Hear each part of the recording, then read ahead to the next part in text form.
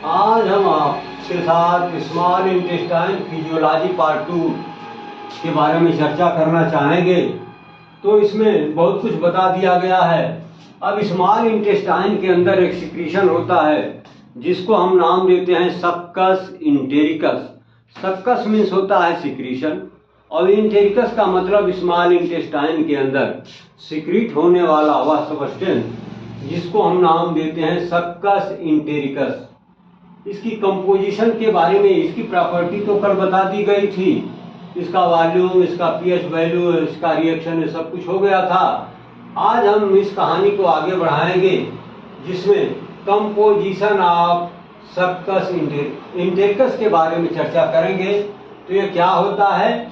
Secretion from small intestine is known as succus entericus. इस succus इंटेरिकस में होता क्या है? तो इसमें बहुत सारी चीजें होती हैं। कुछ सॉलिड होती हैं और बहुत सारा इसमें वाटरी पार्ट होता है। तो सक्कस इंटेरिकस के कंपोजिशन में मुख्य रूप से दो चीजें आती हैं, एक है वाटर और दूसरा है सॉलिड। जो वाटर है, इसका जो लेवल इसमें है, जो इसकी मात्रा है वो 99.5% मानी जाती है और जो सॉलिड है उसको हम 0.5% मानते हैं। अब ये जो वाटर तो वाटर है, सॉलिड वाले में बहुत सारे फैक्टर्स पाए जाते हैं। जैसे कुछ ऑर्गेनिक होते हैं, कुछ इनऑर्गेनिक होते हैं और कुछ अदर ऑर्गेनिक होते हैं। तो आइए सबसे पहले हम देखते हैं ये ऑर्गेनिक सब्सटेंसेस में क्या क्या पाए जाते हैं। तो इसमें मुख्य रूप से एंजाइम पाए जाते हैं, बहुत सारे एंजाइम पाए जाते हैं। और एंजाइम में मुख्य रूप से जो तीन चीजें आप फूड इंटेक करते हो, जैसे कार्बोहाइड्रेट, प्रोटीन और लिपिड, तो उन तीनों के डाइजेशन के लिए, क्योंकि ऑलरेडी आपको पता है कि डाइजेशन का कंप्लीट फंक्शन स्मॉल इंटेस्टाइन के अंदर ही होता है। तो ये भोजन के साथ जो हम ये प्रोटीन, लिपिड और कार्बोहाइड्रेट इंटेक कर लेते हैं, तीनों के डाइजेशन की कंप्लीट व्यवस्था यहाँ पर बाय नेचर की गई है। जैसा कि प्रोटियोलाइटिक एंजाइम, जैसा इसका नाम वैसा इसका काम, लाइपोलाइटिक एंजाइम, और तीसरा है एमाइलोलाइटिक एंजाइम। तो नाम से ही ये क्लियर हो जा रहा है कि ये एंजाइम करते क्या है। जैसे पहला नाम लिया गया प्रोटियोलाइटिक एंजाइम, यानी वह एंजाइम जो प्रोटीन को लाइसिस के स्टेज में ले जाए, यानी प्रोटीन को ब्रेक डाउन में ले जाए। अर्थात you can say those enzymes which are responsible for the digestion of protein। तो इसमें नाम आता है पेप्टिडेज, यानी वे एंजाइम, इसमें पेप्टी के साथ एक एज लगा हुआ है। इसका मतलब यह प्रोटीन को तोड़ने वाला एंजाइम है।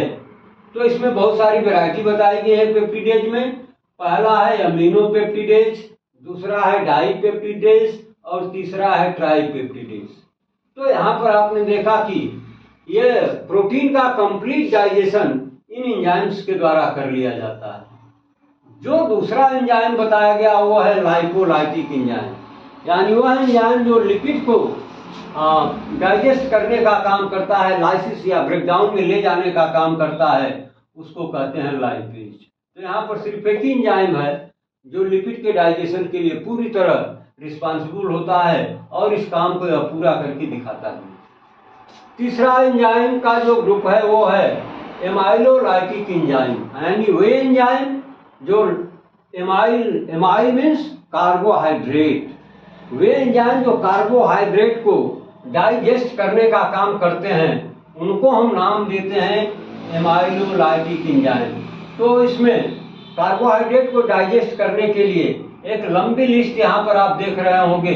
ये सारे के सारे एंजाइम करते क्या हैं? ये कार्बोहाइड्रेट को डाइजेस्ट करने में अपनी अपनी भूमिका निभाते हैं। इसमें पहला नाम दिया गया सुक्रेज, माल्टेज, लैक्टेज, डेक्स्ट्रीनेज, ट्रीहेलेज। तो ये 5 एंजाइम हैं जो कार्बोहाइड्रेट के कंप्लीट डाइजेशन को की प्रक्रिया को पूरा करते हैं। अब इसमें एक आता है इंटेरोकाइनेज।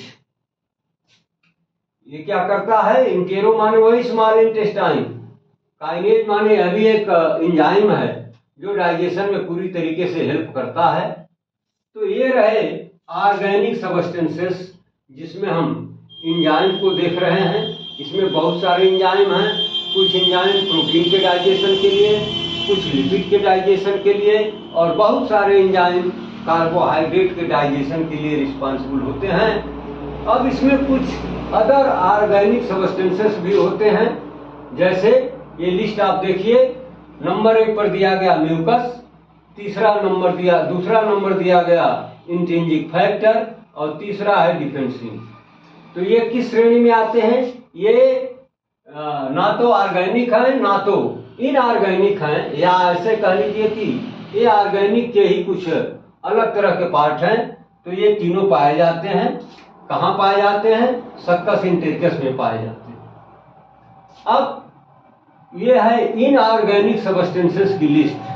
ये जो सक्का सिंथेटिकस में सॉलिड पार्टिकल पाया जाता है, उसमें दूसरा पार्टिकल्स होते हैं इनऑर्गेनिक सब्सटेंसेस, यानी वे सब्सटेंसेस जिनका कोई आर्गन नहीं, कोई निश्चित शेप साइज नहीं, लंबाई चौड़ाई नहीं, उनको हम नाम देते हैं इनऑर्गेनिक।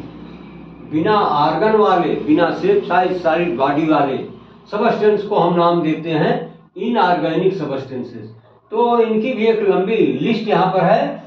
देखिए, sodium, calcium, potassium, bicarbonate, fluoride, phosphate और सल्फेट। ये सारे के सारे जो नाम दिए गए हैं, ये किस कैटेगरी में आते हैं? इनऑर्गेनिक सब्सटेंस हैं, जो सर्कस एंटेरिकस या इंटेस्टाइन के अंदर जो जूस पैदा होता है, उस जूस में जो सॉलिड पार्टिकल्स होता है, उसके ये अंग हैं, उसके ये फैक्टर्स। अब फंक्शंस ऑफ सक्कस एंटेरिकस, इनका काम क्या है? ये जो सक्कस एंटेरिकस है, यानी स्मॉल इंटेस्टाइन के अंदर होने वाला सिक्रीशन, तो ये करता क्या है? क्या जरूरत है इसकी? तो नहीं, ऐसा नहीं है कि ये बिना जरूरत के, प्रकृति ने हर चीज की भूमिका पहले से ही तय करके रख दी है। उसमें ये जो सक्कस एंटेरिकस है, इसके जिम्मे भी कुछ आवश्यक काम लगा दिया प्रकृति ने। पहला काम लगा दिया डाइजेस्टिव फंक्शन, कि आप इंटेस्टाइन के अंदर पैदा होंगे और डाइजेशन में वहां पर मदद करेंगे। तो ये कैसे मदद करते हैं? तो जैसा कि आपने लिस्ट देखा, लंबी लिस्ट एंजाइम्स की, तो ये एंजाइम कहाँ पैदा हो रहे हैं, कहाँ प्रोड्यूस हो रहे हैं, कहाँ रिलीज हो रहे हैं?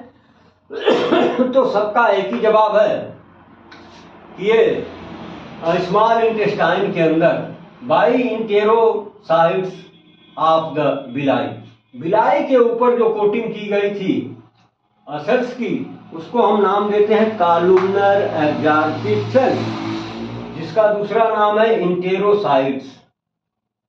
तो ये उस पर जो माइक्रोविलाई या विलाई पाए जाते हैं, उन्हीं विलाई के द्वारा ये एंजाइम सिक्रीट किए जाते हैं। तो ये करते क्या हैं? ये प्रोटेक्शन का काम करते हैं। पहला काम क्या करते हैं? डाइजेशन का काम करते हैं। दूसरा काम क्या करते हैं? Proteolytic for protein digestion, amylolytic enzyme for carbohydrate digestion, and lipolytic enzyme for lipid digestion. तो ये जो एंजाइम्स तमाम तरह के सिक्रीट हो रहे हैं इंटेस्टाइन के अंदर, इनका काम क्या है? कार्बोहाइड्रेट, लिपिड और प्रोटीन के डाइजेशन की प्रक्रिया को पूरी करना। फिर इसका दूसरा काम बताया गया, किसका? सक्कस एंटेरिकस का। यह है प्रोटेक्टिव फंक्शन। ये कैसे प्रोटेक्शन करता है? माने आंत की सुरक्षा को ये मजबूत करता है। इसलिए कर पाता है कि यहाँ पर म्यूकस भी सिक्रीट होता है, और ये म्यूकस जो होता है ये सक्कस एंटेरिकस में घुला मिला होता है। तो जो ये स्मॉल इंटेस्टाइन में एसिड काइम यानी स्टमक से चला हुआ फूड जब इंटेस्टाइन में पहुंचता तो उसका नाम काइम हो जाता है। तो उस काइम के साथ, क्योंकि स्टमक के अंदर एसिड का सिक्रीशन होता है, और उसी काइम के साथ ये एसिड स्मॉल इंटेस्टाइन में चला आता है, और आकर यहाँ करता क्या है? करेगा क्या?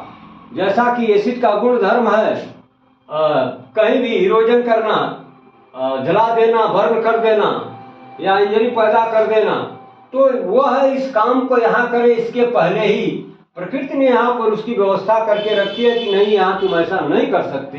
एसिड भले ही तुम्हारा जाति है, तुम्हारा गुण धर्म है जलाना, लेकिन तुम यहाँ नहीं ऐसा कर सकते। इसलिए नहीं कर सकते कि सक्कस एम्पिरिकस के अंदर वो मटेरियल मौजूद है जो इसके कोरोसिव नेचर को भोथरा कर देता है, इनएक्टिवेट कर देता है, यानी स्मॉल इंटेस्टाइन की दीवारों को इतना स्मूथ बना देता है कि ये जो काइम के साथ आया हुआ एसिड है, ये उसकी दीवारों को कोई डैमेज नहीं कर पाता है। उस सबस्टेंस का नाम है म्यूकस। ये म्यूकस कहाँ होता है? तो ये होता है सक्कस एम्पिरिकस के अंदर। इसका जो तीसरा काम बताया गया, हीमोपोइटिक फंक्शन। हीमो का मतलब ब्लड, पोइटिक का मतलब एक प्रक्रिया होती है जिसमें हम ब्लड सेल्स के फॉर्मेशन, डेवलपमेंट एंड मैच्योरेशन की प्रक्रिया देखते हैं। तो तीनों को इकट्ठे मिलाकर के हम नाम देते हैं पोइसिस।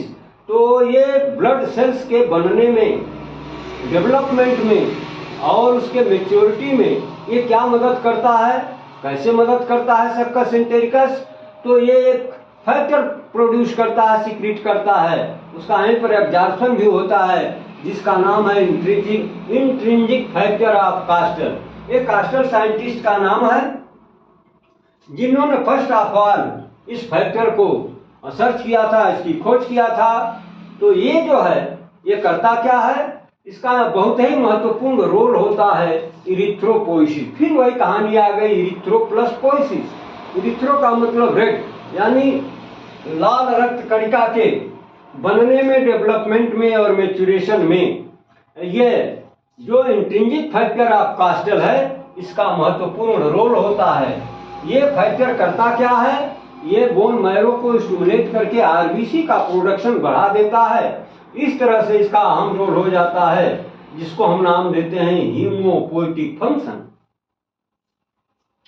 अगला इसका काम क्या बताया गया, हाइड्रोलाइटिक प्रोसेस। हाइड्रोलाइटिक प्रोसेस का मतलब intestinal juice helps in all enzymatic reactions of digestion. ये जो डाइजेशन के लिए तमाम एंजाइम निकल रहे हैं, सिक्रीट हो रहे हैं या रिलीज हो रहे हैं, उनको ये करता क्या है कि उनकी जो ब्रेक डाउन की प्रक्रिया है, जो भोजन डाइजेशन की प्रक्रिया है, जिनका गुणधर्म यही है कि उस फूड मटेरियल को ब्रेक डाउन में ले जाएं, तो उस प्रक्रिया में ये काफी मदद करते हैं। कौन मदद करता है? Succus entericus. पांचवा फंक्शन इसका बताया गया defensin. It is considered as natural peptide antibiotic which kills phagocytosed bacteria. ये उस बैक्टीरिया जो हार्मफुल हो सकता है बॉडी के लिए, उसको किल करने में ये मदद करता है, उसके डिस्ट्रक्शन में हेल्प करता है। छठवां और लास्ट फंक्शन इसका बताया गया एक्टिवेटर फंक्शन। तो इसमें जो इंटेरोकाइनेज की चर्चा ऊपर की गई थी, वो करता क्या है, ये